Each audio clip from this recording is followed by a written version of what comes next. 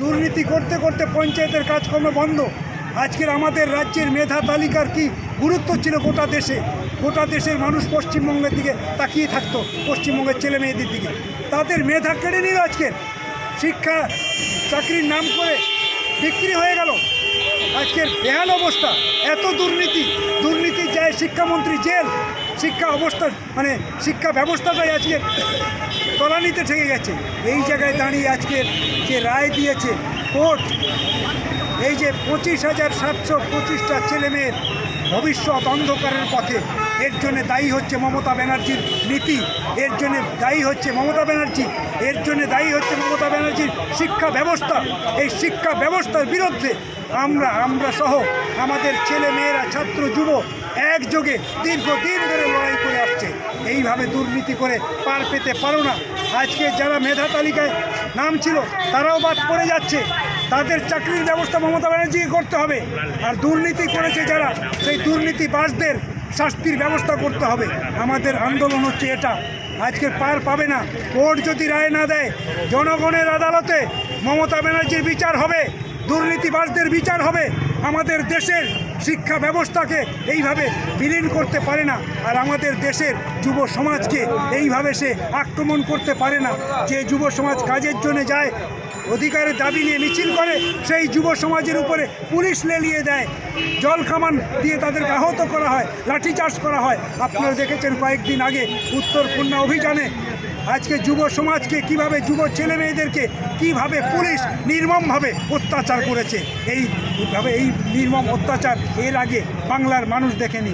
তার প্রতিবাদে আজকে ব্রিগেড এসে কথা উঠবে, ছেলে মেয়েদের দাবি ব্রিগেডেও এ কথা উঠবে। সেই জন্য সব মিলিয়ে আমরা ব্রিগেডে যেতে চাই 20 তারিখে। তাই আহ্বান করছি সব অংশের মানুষ ব্রিগেডে আসুন, ছাত্র যুবরাও ব্রিগেডে আসুন, মা বোনেরাও ব্রিগেডে আসুন। ব্রিগেড থেকেই গোটা বাংলাকে রক্ষা করার আহ্বান আমরা জানাবো। সেই জন্যই 20 তারিখে আমরা ব্রিগেড ডাক দিয়েছি।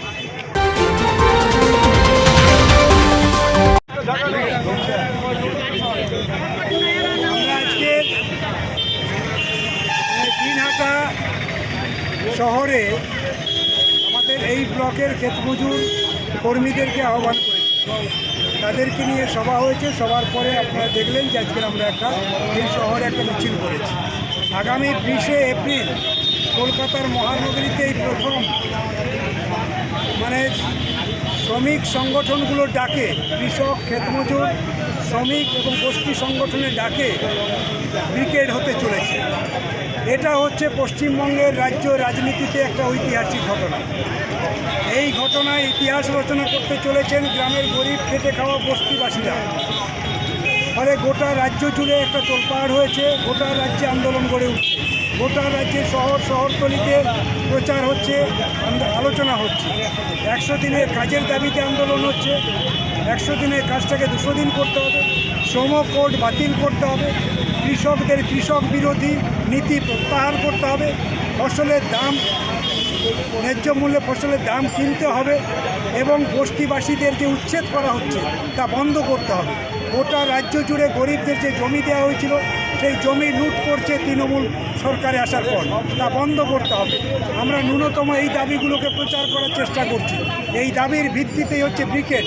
এই ব্রিগেডে শ্রমকোড যেমন বাতিল করা বন্ধ করতে হবে, ঠিক তেমনি আমাদের রাজ্যে যে স্কুল বন্ধ হচ্ছে, আমাদের রাজ্যে পঠন পাঠন বন্ধের পথে, তা পুনরায় চালু করতে হবে। একটা স্কুল বন্ধ করা যাবে না। স্বাস্থ্যের বেহাল অবস্থা, আজকের স্বাস্থ্য অবস্থাতে ধুঁকছে গ্রাম বাংলা। এই জায়গায় দাঁড়িয়ে স্বাস্থ্যের পুনর্ব্যবস্থা করতে হবে, স্বাস্থ্যকে ঢেলে সাজাতে হবে। গোটা গ্রাম বাংলার মানুষ যাতে বিনা চিকিৎসায় মারা না যায় তার ব্যবস্থা করতে হবে। মা বোনেদের ইজ্জত নিয়ে খেলা হচ্ছে। মা বোনেদের লক্ষ্মী ভাণ্ডারের নাম করে মা বোনেদের ইজ্জত বিক্রি করে দেওয়া হচ্ছে, ইজ্জত নিয়ে টানাটানি হচ্ছে, তা বন্ধ করতে হবে। লক্ষ্মী ভাণ্ডার হচ্ছে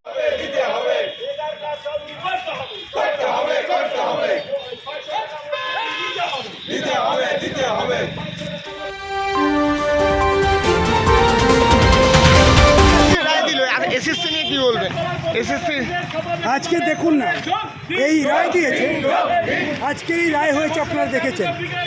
গোটা দেশের মানুষ তাকিয়েছিল পশ্চিমবঙ্গের দিকে যে এই রাজ্য সরকারটা কত দুর্নীতি, কীভাবে চাকরি বিক্রি করছে, মেধা কিভাবে চুরি করছে, লুট করছে, তা বারেবারেই ছাত্র আন্দোলনরা প্রমাণ করেছে। সেইটাকে ঢাকার জন্যে মমতা ব্যানার্জি চলে গেল সুপ্রিম কোর্টে, হাইকোর্টের রায় মানল না, কিন্তু সুপ্রিম কোর্টে যাওয়ার পর আজকের সুপ্রিম কোর্ট রায় দিয়েছে ওই 25,725 জন যারা চাকরি দিয়েছিল দুর্নীতি করে সেই পুরো প্যানেলটাই বাদ করে দিল। আমরা দুঃখিত, যারা মেধা তালিকায় ছিল তাদের নামও বাদ পড়ে যাচ্ছে। আমরা তাদের পক্ষে আছি, আর যারা দুর্নীতি করেছে তাদের বিরুদ্ধে আমরা প্রথম থেকেই লড়ে যাচ্ছিলাম। এখন যা পরিস্থিতি তৈরি হয়েছে, ওই ছাত্রছাত্রীদের সহ আমরা যেমন মাঠে আছি, সকলে মিলে এই দুর্নীতির বিরুদ্ধে লড়াইয়ে সরব হওয়া দরকার। তা না হলে আমাদের রাজ্যের যে শিক্ষা কাঠামো তা রক্ষা করা যাবে।